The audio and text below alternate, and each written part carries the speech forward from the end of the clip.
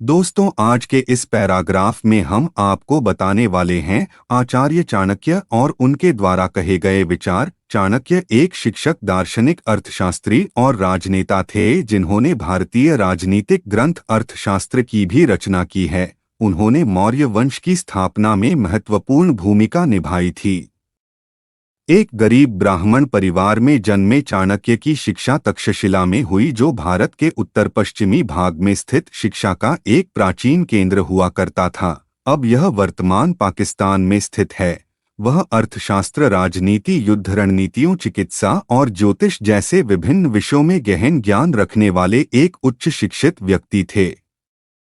उन्होंने एक शिक्षक के रूप में अपनी आजीविका शुरू की और बाद में सम्राट चंद्रगुप्त के भरोसेमंद सहयोगी बन गए। सम्राट के सलाहकार के रूप में काम करते हुए उन्होंने चंद्रगुप्त को मगध क्षेत्र में पाटलिपुत्र में शक्तिशाली नंद वंश को उखाड़ फेंकने में मदद की और चंद्रगुप्त को नई शक्तियां प्राप्त करने में मदद की। चाणक्य चंद्रगुप्त के पुत्र बिंदुसार के भी सलाहकार थे। इस आर्टिकल के माध्यम से आप चाणक्य के विचारों को जान पाएंगे। कुछ फेमस चाणक्य कोट्स यहाँ हम आपके लिए लेकर आए हैं, जो इस प्रकार हैं। दुश्मन का दुश्मन दोस्त होता है। शक्तिशाली मन को कोई नहीं हरा सकता। मनुष्य कर्म से महान होता है, जन्म से नहीं। विनम्रता आत्मसंयम का मूल है। कामवासना के समान विनाशकारी कोई रोग नहीं है। आलसी का कोई वर्तमान और भविष्य नहीं होता। अन्याय से कमाया हुआ धन निश्चित रूप से नष्ट हो जाएगा। जो व्यक्ति अपना लक्ष्य तय नहीं कर सकता, वह जीत भी नहीं सकता। जैसे ही भय निकट आए, आक्रमण करके उसका नाश कर दो। संसार की सबसे बड़ी शक्ति नारी का यौवन और सुंदरता है। अगर सांप जहरीला न भी हो तो भी उसे जहरीला होने का ढोंग करना चाहिए।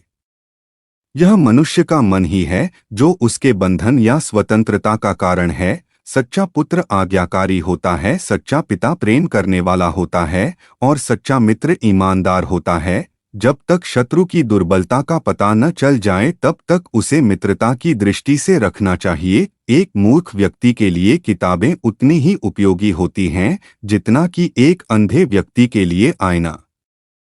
भगवान मूर्तियों में मौजूद नहीं है, आपकी भावनाएं ही आपका भगवान है। आत्मा तुम्हारा मंदिर है। आप जिस चीज के लायक हैं उससे कम पर कभी समझौता न करें। यह अभिमान नहीं, स्वाभिमान है। सबसे बड़ा गुरु मंत्र है, कभी भी अपने राज किसी को मत बताना, यह आपको नष्ट कर देगा। फूलों की सुगंध हवा की दिशा में ही फैलती है, लेकिन इंसान की अच्छाई हर दिशा में फैलती है। एक बुद्धिमान व्यक्ति अपने बच्चे को सावधानी से पालता है, क्योंकि उच्च मनोबल वाले शिक्षित व्यक्ति को ही समाज में सच्चा सम्मान मिलता है। कभी भी ऐसे लोगों से दोस्ती न करें जो हैसियत में आपसे ऊपर या नीचे हों। ऐसी दोस्ती आपको कभी खुशी नहीं देगी। नदियों, शस्त्र धारण करने वाले पुरुषों, पंजों या सींग वाले जानवरों तथा स्त्रियों और राज परिवार के सदस्यों पर भरोसा न करें। नदी के किनारे के पेड़, दूसरे आदमी के घर में एक महिला और बिना सलाहकार के राजा निस्संदेह तेजी से विनाश के लिए जाते हैं। जिस व्यक्ति का आचरण दुराचारी हो, जिसकी दृष्टि अशुद्ध हो और जो कुटिलता के लिए प्रसिद्ध हो, उससे जो मित्रता करता है वह शीघ्र ही नष्ट हो जाता है। जो कुछ भी करने के बारे में आपने सोचा है उसे कभी प्रकट न करें, लेकिन बुद्धिमान परिषद द्वारा इसे गुप्त रखें और इसे क्रियान्वित करने के लिए दृढ़ संकल्पित रहें। सच्चा मित्र वही है जो आवश्यकता, दुर्भाग्य, अकाल या युद्ध के समय राजा के दरबार में हमारा साथ न छोड़े। ऐसे देश में निवास न करें जहां आपका सम्मान न हो। आप अपनी आजीविका नहीं कमा सकते, या कोई मित्र नहीं है, या ज्ञान प्राप्त नहीं कर सकते।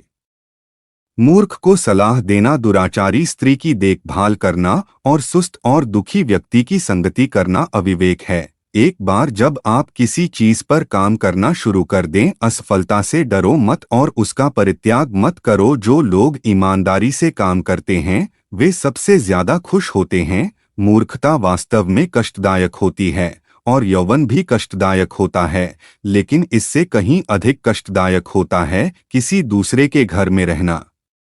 बुद्धिमान व्यक्ति को सारस की भांति अपनी इंद्रियों को वश में करना चाहिए और अपने स्थान, समय और योग्यता को जानकर अपने उद्देश्य को पूरा करना चाहिए। पैसा आता है और चला जाता है, कुछ भी हमेशा के लिए नहीं रहता। केवल एक चीज जो दृढ़ रहती है वह है आपका विश्वास।